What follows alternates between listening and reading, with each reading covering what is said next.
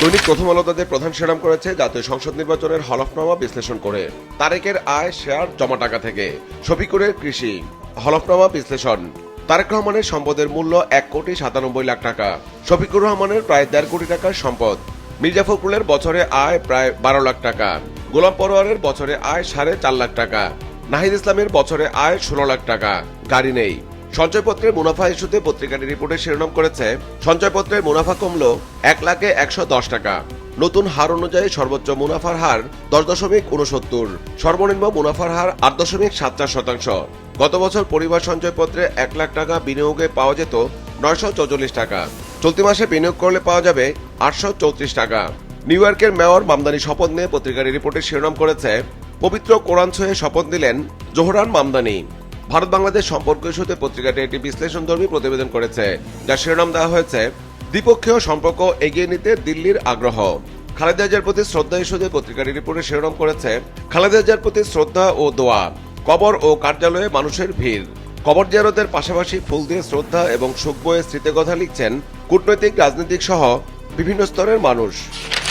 দৈনিক সমকালও তাদের প্রধান শিরোনাম করেছে, জাতীয় সংসদ নির্বাচনের হলফনামা ইস্যুতে, শীর্ষ নেতাদের মাসিক আয় 1 লাখ টাকার নিচে, জাতীয় সংসদ নির্বাচন হলফনামা।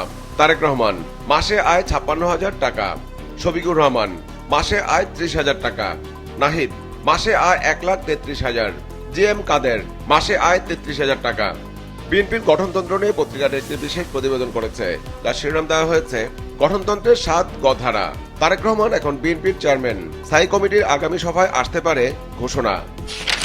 বিএনপির বিদ্রোহী প্রার্থী ইস্যুতে দৈনিক যুগান্তর তাদের প্রধান শিরোনাম করেছে, বিদ্রোহী প্রার্থীদের বিরুদ্ধে হার্ডলাইনে বিএনপি, ত্রয়োদশ জাতীয় সংসদ নির্বাচন, নির্ধারিত সময়ের মধ্যে মনোনয়ন প্রত্যাহার না করলে সাংগঠনিক ব্যবস্থা।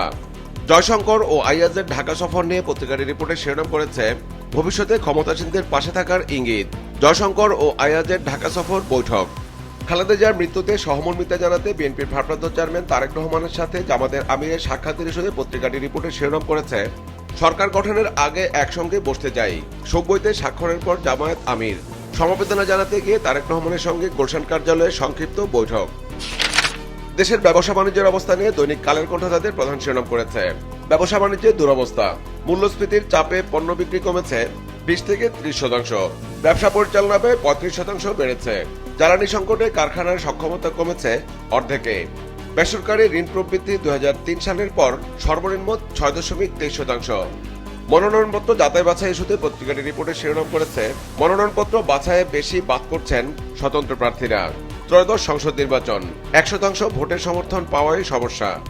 বেগম খালেদা জিয়ার মৃত্যুর পর বিএনপির অবস্থান নিয়ে পত্রিকাটি একটি বিশেষ প্রতিবেদন করেছে, যার শিরোনাম দেওয়া হয়েছে, তারেক রহমানের যোগ্য নেতৃত্বেই বিএনপি এগিয়ে যাবে। গত 17 বছরে পরোক্ষভাবে দল চালিয়েছেন তারেক রহমান, নিজেকে জাতীয় নেতৃত্বের ভূমিকায় প্রস্তুত করেছেন।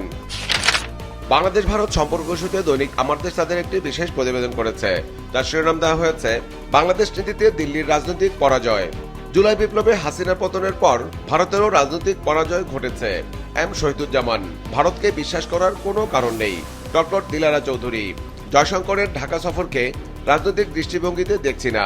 তৌহিদ হোসেন, নতুন বছরের শিক্ষার্থীদের পাঠ্য বই বিতরণ ইস্যুতে পত্রিকাটি রিপোর্টে শিরোনাম করেছে, বছরের শুরুতেই নতুন বই পেয়ে উচ্ছ্বাস শিক্ষার্থীদের। তারেক রহমানের সাথে জামাতের আমিরের বৈঠক ইস্যুতে পত্রিকাটি রিপোর্টে শিরোনাম করেছে, তারেক রহমানকে সমবেদনা জানাতে গিয়ে ডক্টর শফিক, খালেদা জিয়ার ঐক্যের পাটাতনে দাঁড়িয়ে একসঙ্গে দেশ গড়তে চাই, সরকার গঠনের আগে একসঙ্গে বসার প্রত্যাশা। দৈনিক দেশ রূপান্তর তাদের প্রধান শিরোনাম করেছে, দেশের আইন শৃঙ্খলা পরিস্থিতি ইস্যুতে, মাথা ব্যথা মব সহিংসতা, নতুন বছরের আইন শৃঙ্খলা, অপরাধ নিয়ন্ত্রণই বড় চ্যালেঞ্জ, পুলিশের ভেঙে পড়া মনোবল ফিরছে না, ঝুঁকিতে সাইবার নিরাপত্তা, নির্বাচনকালে ও নির্বাচনের পর সহিংসতার শঙ্কা।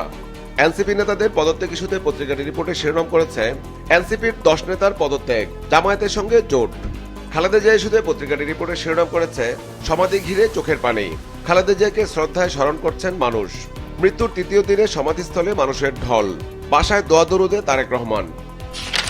জামায়াত, চরমোনাই ও এনসিপির জোট নিয়ে দৈনিক কালবেলা একটি বিশেষ প্রতিবেদন করেছে, যার শিরোনাম দেওয়া হয়েছে, জামায়াত, চরমোনাই, এনসিপি জোটে অবিশ্বাসের দোলাচল, ত্রয়োদশ সংসদ নির্বাচন, 11 দলীয় এই জোটে আসন নিয়ে দর কষাকষি, 300 আসনে 600-র বেশি মনোনয়নপত্র জমা। এনসিপির 8 জনের চূড়ান্ত, বাকিরা অন্ধকারে। অসন্তোষ বেশি ইসলামী আন্দোলনে। সমঝোতা না হলে উন্মুক্ত থাকবে কিছু আসন। এক আসনে 3 থেকে 4টি দল চায় প্রার্থী দিতে। এক দলের কেন্দ্রীয় নেতার আসনে অন্য দলের আসন দাবি ঘিরে সংকট। নিজেদের ভোট ব্যাংকের তুলনায় বেশি আসন দাবি নিয়ে অচলাবস্থা। সমঝোতা না হলে শেষ মুহূর্তে জোট ছাড়তে পারে কোনো দল। জোট ভাঙতে তৃতীয় শক্তির ইন্ধন দেখছেন কেউ কেউ। দৈনিক আজকের পত্রিকাও তাদের প্রধান শিরোনাম করেছে সংসদ নির্বাচনের হলফনামা ইস্যুতে বড় নেতার সম্পদ কম। খালেদা জিয়ার প্রতি শ্রদ্ধা ভালোবাসা ইস্যুতে পত্রিকার রিপোর্টে শিরোনাম করেছে মানুষের হৃদয় নিংড়ানো ভালোবাসা ও দোয়া, খালেদা জিয়ার সমাধি প্রাঙ্গণ।